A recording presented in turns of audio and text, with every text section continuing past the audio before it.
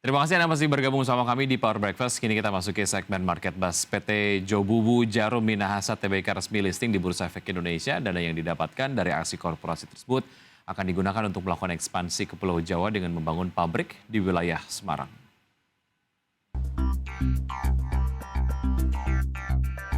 PT Jobubu Jarum Minahasa Tbk secara resmi telah melantai di Bursa Efek Indonesia dengan saham berkode BEER. Target dana yang berhasil dihimpun dalam listing perdana ini mencapai 176 miliar rupiah. Perusahaan akan mengalokasikan sebagian dana IPO untuk belanja barang modal berupa tanah hingga pembangunan pabrik di Semarang, Jawa Tengah. Presiden Direktur PT Jobubu Jarum Minahasa Tbk, Audi Like menjelaskan, tujuan pembelian tanah tersebut untuk membangun fasilitas produksi perseroan. Proses pembangunan fasilitas produksi tersebut diperkirakan membutuhkan waktu 2 tahun. Jadi kita bisa ditambah berdasarkan SKU, brand. Dia punya production line juga berbeda gitu kan. Nah jadi tentunya pasti akan ada ekspansi, ada multiplier volume. Soal berapa ya kita harap cukup baik lah ya, ke depan. Selain pembangunan pabrik, dana IPO akan digunakan untuk modal kerja guna mendukung kegiatan usaha perseroan, termasuk pembelian bahan baku hingga mendukung rencana ekspansi ke Singapura. Dengan izin kuota produksi mencapai 90 juta liter per tahun, emiten dengan kode saham BEER memastikan akan terus berkembang usai melakukan IPO. Dalam IPO tersebut juga dihadiri Menteri Pariwisata dan Ekonomi Kreatif Sandiaga Salahuddin Uno. PT Jobubu Jarum Minahasa Tbk sendiri merupakan salah satu anak asuh Kemenparekraf melalui program Kreatipo dan berhasil listing di Bursa Efek Indonesia. Dari Jakarta, Raharjo Patmo, IDX Channel.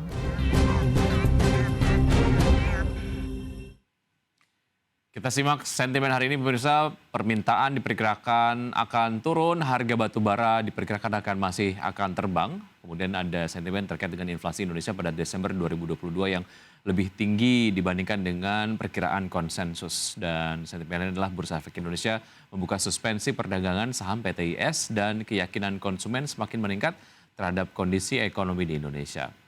Dan berikutnya adalah kita simak untuk agenda ekonomi, diantaranya adalah dari Amerika Serikat ada data mengenai kredit konsumen di bulan November, dari Korea Selatan ada data mengenai transaksi berjalan Korea Selatan di bulan November, dari Inggris ada pantauan penjualan retail year on year di bulan Desember, dari China ada data mengenai pinjaman baru China, kemudian dari Jepang ada pidato Gubernur Bank of Japan Kuroda. Dan agenda emiten diantaranya hari ini dilakukan ex-dividen tunai interim dari PT Bank Rakyat Indonesia Persero Tbk. Kemudian dari OASA menggelar ex-HMETD PT Maha Raksa Biru Energi Tbk. Kemudian dari RDTX ex-dividen tunai interim Roda Vivatex Tbk dan Tifa melakukan pemberitahuan RUPS rencana KDB Tifa Finance Tbk. Dan kita akan lihat bersama bagaimana pembukaan dari Bursa Asia pagi hari ini, pemirsa. Seperti Anda saksikan di layar televisi, untuk Nikkei dibuka menguat dengan penguatan 0,8%, STI Singapura melemah 0,21%, Kospi Korea menguat 0,18%, sementara Hang Seng melemah tipis saja 0,08% di level 21.370,42. Dan pemirsa, kita akan membahas mengenai menanti January Effect ataupun IHSG ataupun bursa global masih dilanda berbagai macam sentimen negatif. Apakah January Effect hanya tinggal angan? Sudah tersambung melalui video conference ada Pak Steven Gunawan, beliau adalah PJS Heads of Research Henan Putirai Sekuritas. Selamat pagi Pak Steven. Selamat pagi, Pak. Ya, apa kabar Pak Steven? Ya, kabar baik, Pak. Sehat. Baik, terima kasih sudah bergabung bersama kami di Market Buzz, Pak Steven. Ini bicara mengenai kemungkinan terjadinya January Effect di tengah tren pelemahan IHSG ataupun mungkin berbagai macam sentimen yang mendera global begitu ya. Salah satu adalah terkait dengan sentimen dari The Fed sendiri yang nampaknya akan tetap agresif untuk menaikkan suku bunga acuannya.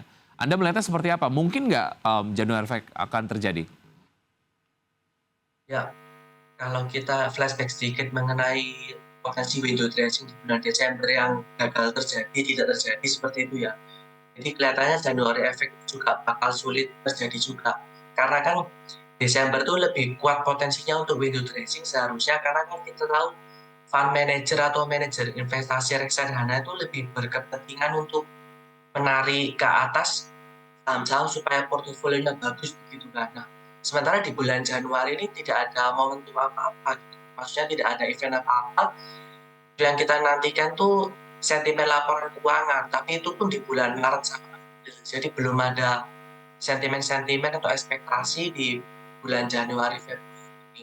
Oke, secara sentimen pemberat, mengapa kemudian January effect most likely tidak akan terjadi lah di tahun ini? Apa saja menurut Anda? Kalau kita bicara IHSG, kita mulai dari valuasi dulu, atau valuasi itu ya kita tahu PI-nya IHSG itu sudah cukup mahal sih.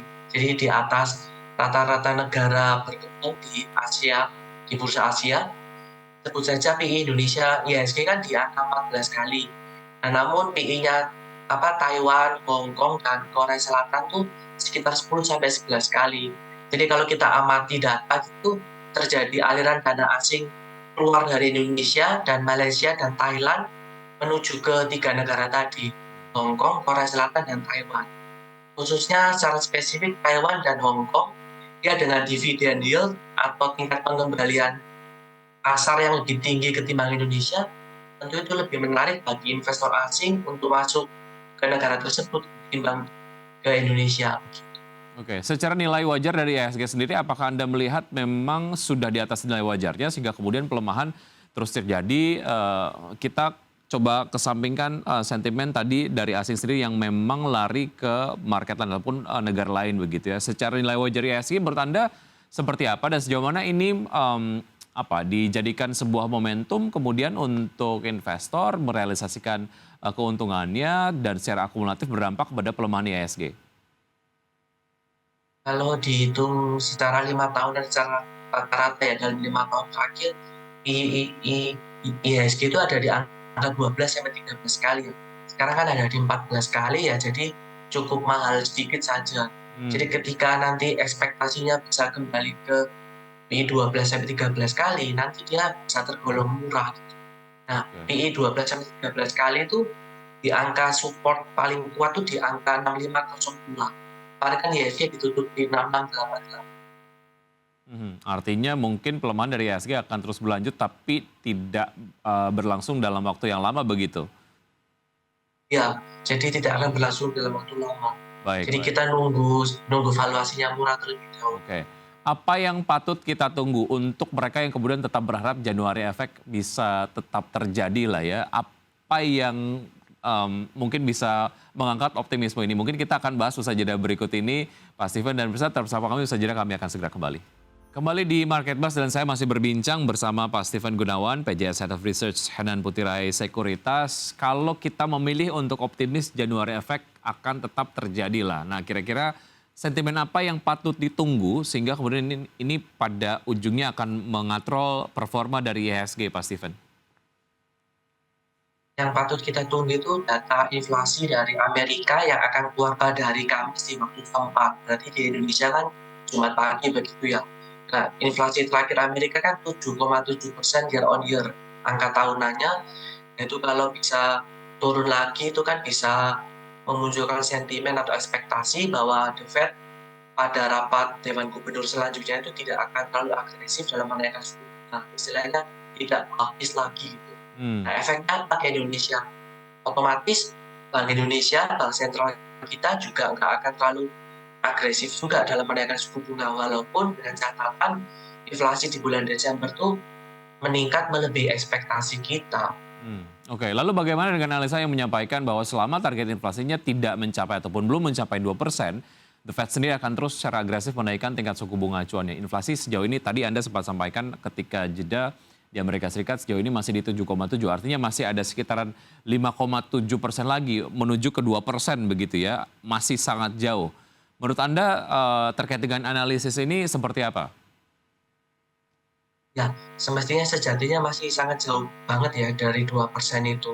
Karena ya memang beberapa pejabat The Fed ada yang berkomentar hawkish. Hawkish itu dalam hal dia ingin inflasi kembali ke 2%. Kayak The Fed itu kan terdiri dari beberapa negara bagian. Tapi yang konsensus paling tinggi itu inflasi mencapai 4% saja sudah cukup sih.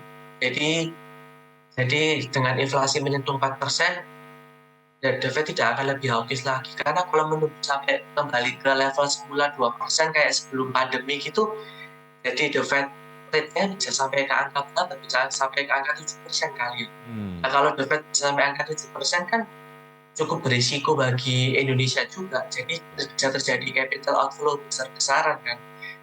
Semestinya bukan Indonesia aja, tapi seluruh dana di dunia ini bisa kembali ke Amerika gitu. Untuk Amerika Serikat sendiri jika kemudian seperti yang Anda tadi sampaikan sampai 7% gitu suku bunga acuannya. Dampaknya di Amerika Serikat sendiri juga ada dampak negatifnya ya? Ya, juga ada dampak negatifnya terhadap pasar obligasinya. Hmm. Karena kan orang jadi berbondong-bondong lari ke sektor perbankan di Amerika ketimbang menaruh di obligasi. Padahal obligasi itu kan jaminan portofolio yang paling aman gitu. US Treasury yield gitu. Oke, Pak Steven, jika kita memilih untuk fokus terhadap Januari efek akan terjadi, tentu saja menanti data inflasi dari Amerika Serikat sendiri yang akan rilis di Kamis ini ataupun Jumat pagi begitu ya. Jadi kalau secara proyeksi jika kemudian itu data inflasi dari Amerika Serikat cukup positif, most likely mungkin Januari efek akan terjadi kapan? Akhir Januari. Ya, seandainya inflasi Amerika bagus gitu ya, maksudnya sesuai ekspektasi pasar, Januari efek mungkin terjadi di pekan keempat di bulan Januari ini. Jadi setelah libur tahun baru Chinese New Year itu ya. Jadi cuma beberapa hari aja. Oke. Di 4 hari terakhir. Jika proyeksinya seperti itu, sektor-sektor mana yang menarik, yang secara koreksi ataupun secara diskon cukup terdiskon banyak begitu, dan secara performa juga ini akan cukup terkatrol dengan kemungkinan Januari efek yang terjadi di pekan keempat di bulan Januari. Bicara Januari efek tentunya kan nggak lepas dari performa ekonomi real di bulan Desember. Kita tahu kan di bulan Desember kemarin kan menjelang libur Nataru itu konsumsi masyarakat kan naik gitu. Sehingga kan buktinya inflasi kan di atas ekspektasi. Maka bagus buat sektor retail ya. Sektor retail itu kan kita lihat di awal-awal pembukaan IHSG tahun ini kan sektor retail menguat ya, misalkan Aces, MAPI, MAPA, kemudian Ramayana, Matahari itu kan sahamnya naik semua. Jadi kan ada ekspektasi penguatan belanja masyarakat. Cuma pastinya ya menunggu konfirmasi dari laporan keuangan masing-masing emiten di bulan Maret sampai April itu nanti. Oke, Kemudian jadi sektor-sektor yang blue chips masih tetap menarik. Ya, retail menjadi menarik. Kemudian sektor-sektor blue chips seperti banking gitu masih menarik karena ada ekspektasi Bank Indonesia juga. Jadi walaupun The Fed itu agresif terus menaikkan suku bunga, Bank Indonesia juga lebih hati-hati karena dia harus bisa menopang pertumbuhan ekonomi Indonesia tetap resilient. Terutama kan pertumbuhan ekonomi kita banyak ditopang konsumsi masyarakat. Yang mana konsumsi masyarakat itu juga banyak dari sektor-sektor kecil kan, UMKM, usaha mikro, kredit menengah itu kan banyak pendanaan dari perbankan. Jadi suku bunga dijaga nggak bisa terlalu tinggi juga supaya konsumsi masyarakat dari UMKM bisa naik gitu. Baik. Oke.